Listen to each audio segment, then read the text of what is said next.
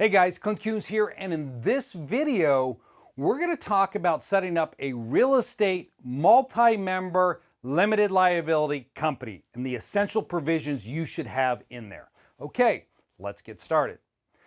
Wow. All right. So you're thinking about going into business with someone else. That is a huge undertaking.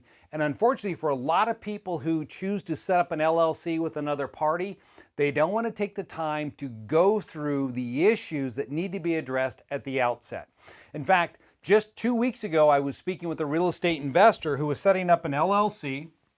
All right, right here. And there were 4 partners in this limited liability company to purchase this small multifamily property. So we're setting up this LLC for this deal right here.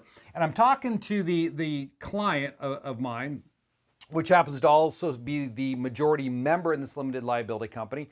And I said, I really need to get all of these parties together. We need to come in on the phone and we need to talk through the various issues that go into creating this type of structure.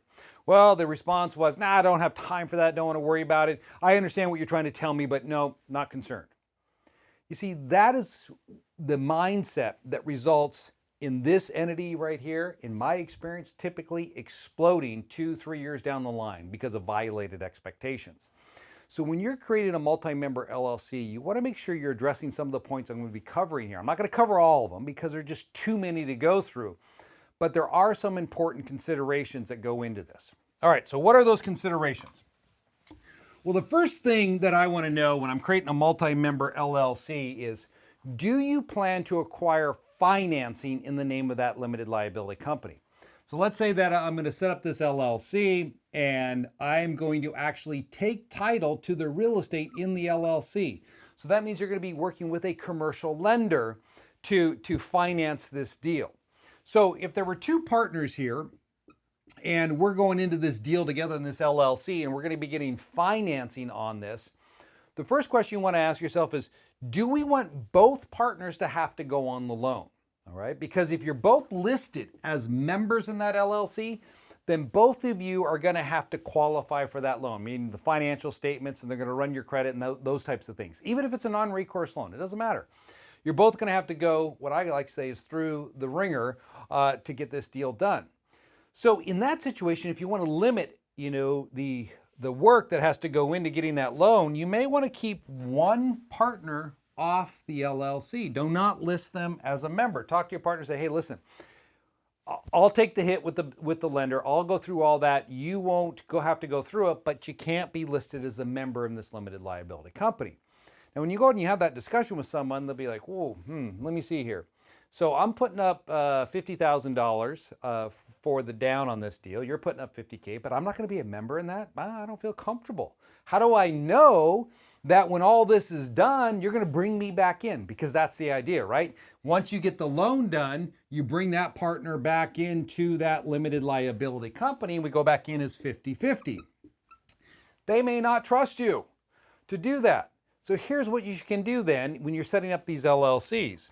If that was the situation where I'm going to be borrowing, set up your LLC as follows. The person that's going to deal with the lender is going to have 100% interest in this company to begin with, and they're going to be listed as the manager. Now, sometimes you can list both partners as the manager. It just depends on the lender that you're working with, whether or not they want to run the managers as well for the purposes of the financing. But that second partner, the way you protect the second partner in your deal to get them to want to commit without fear that they're going to get shut out after the deal's done, is you make them what's called a springing member. A springing member. So what does a springing member mean? It means that once the deal is done, then their ownership, the ownership of this LLC will change to 50-50. They spring into their membership interest upon the closing of this property. So now they have an operating agreement that states, hey, John here will become a 50% member once the deal closes on the acquisition of 1465 Evergreen Lane. So once that's done, boom, I automatically become a member. So I can see that and I know, hey, yeah, he can't screw me out of the deal because I'm listed in the operating agreement as that springing member.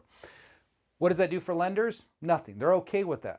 I've done these deals before. They're fine with that when you have a springing member. So that's one of the things we want to look at when we're putting together a multi-member LLC? How is it going to be financed? Now, let's assume that we're not financing the deal that way. That's no longer a concern.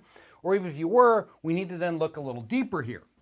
So what are some of the major issues that we come up with when we're structuring these? Number one, it's going to be control, all right? Who is going to control that joint venture, multi-member limited liability company that you're setting up here? Who's going to be involved in running the day-to-day operations? I mean, a lot of times you'll see it with a flip deal. Somebody's going to take on more of the responsibility of flipping the property and dealing with the contractors. Maybe one of you is going to be more of the funding. You're going to sit in the background and you're going to make sure that everything gets paid, but you're not going to be on boots on the ground, day-to-day operations. So whatever that is, you need to specify that out in your operating agreement. Who's going to be a manager of this LLC? And typically I would say both of you, or if there's 3 of you, 4 of you, you should be listed as managers in your limited liability company. Put everyone in there as a manager, unless there's some compelling reason not to. But then you can delineate what each party is responsible for. So then you want to list out what they're going to do. Now, if this deal here, I did this a week ago, I did something like this where one of those members in this company, so it's 50-50, was going to handle the entire project. So they were coming in together. My client was putting in a little more money, but then the other individual who's a partner in here was going to handle the contractors because this was a rehab flip type deal.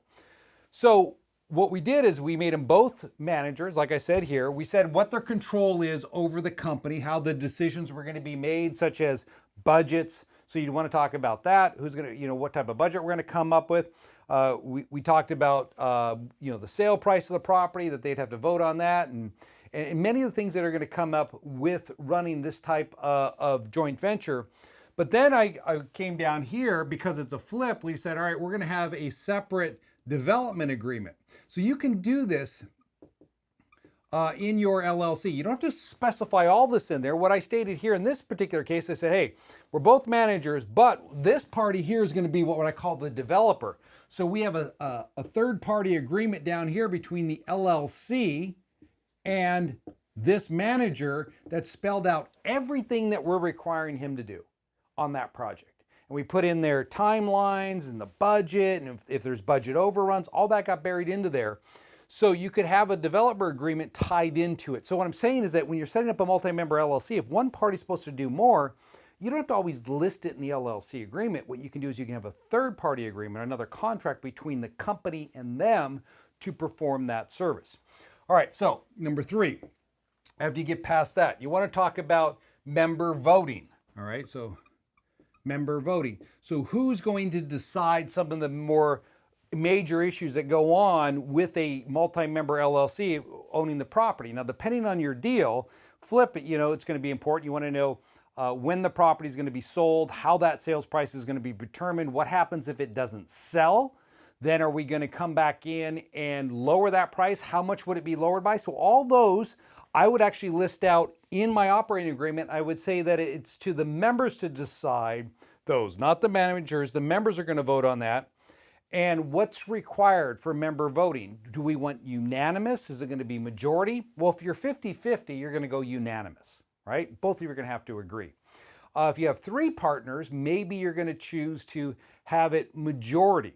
And so you have some options here when it comes to member voting. You can state that each member has a vote. All right. So even if you had 3 members here, this member here has 50%, this one has 35%, and this one has 15%. If these 2 agree to do something, well, then that's what we're going to do with that particular deal, because we stated that it's majority rule, 2 out of 3 members.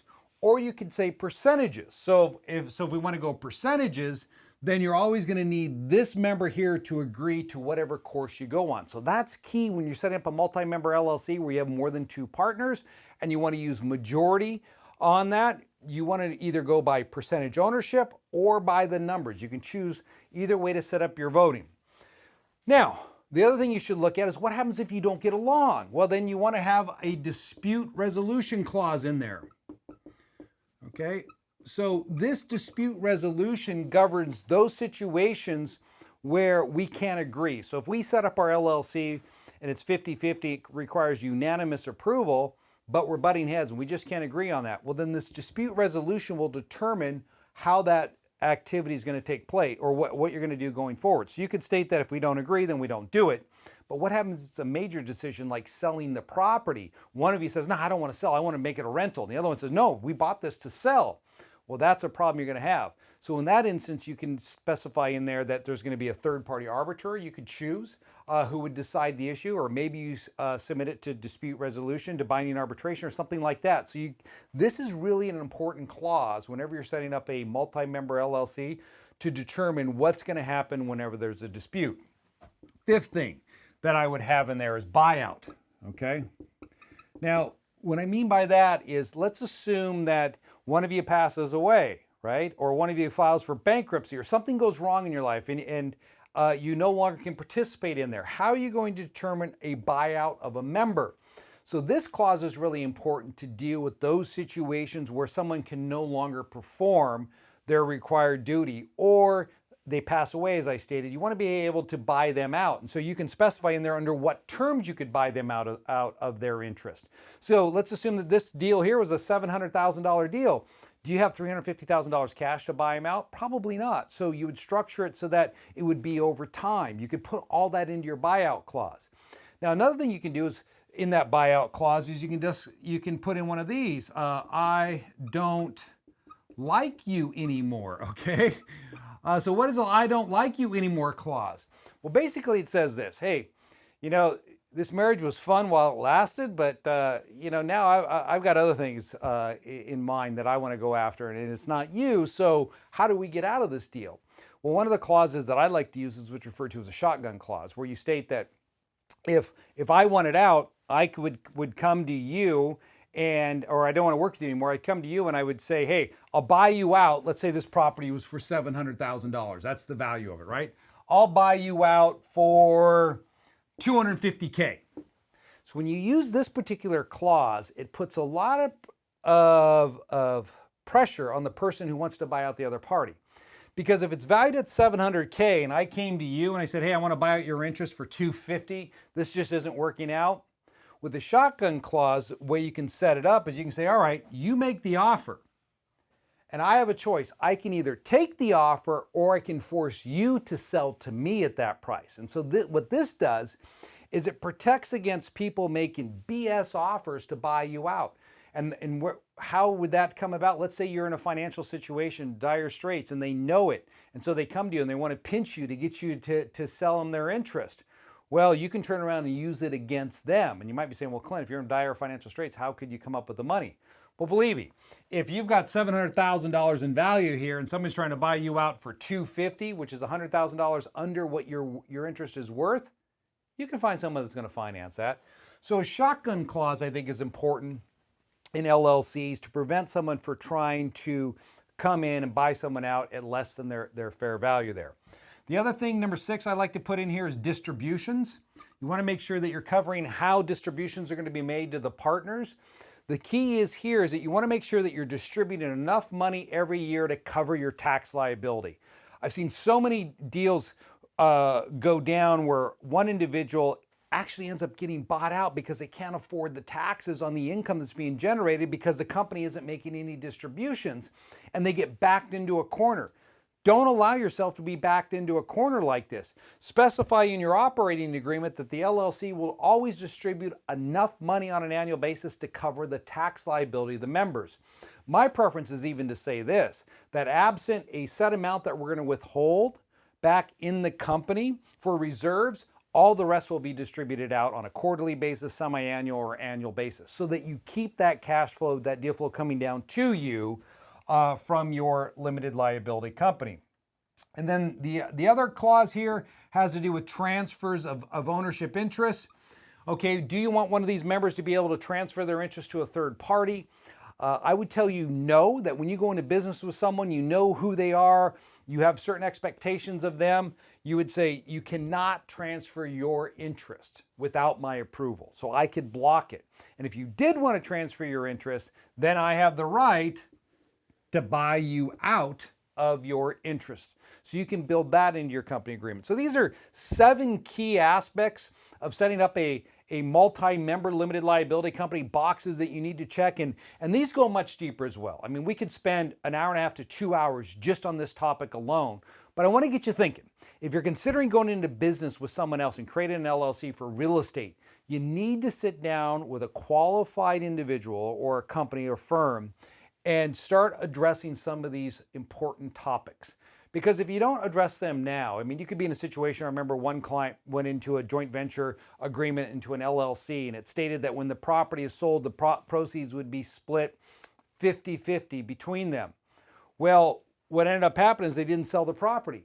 And the guy who was running the deal started renting the property out, and he was taking all the rental income. And this other guy said, well, wait a minute, I should be entitled to that rental income as well.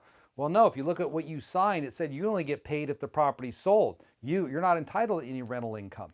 So little things like that can have major implications down the road if you haven't thought through it. These things can get complicated, and that's why I typically say joint ventures are very difficult to maintain. But if you put the right agreements in place, I think you'll be on the right road to finding success with that type of real estate endeavor. Hey guys, I hope you liked the video. If you do, be sure to hit that like button. And again, if you haven't subscribed yet, you know what to do. Take care.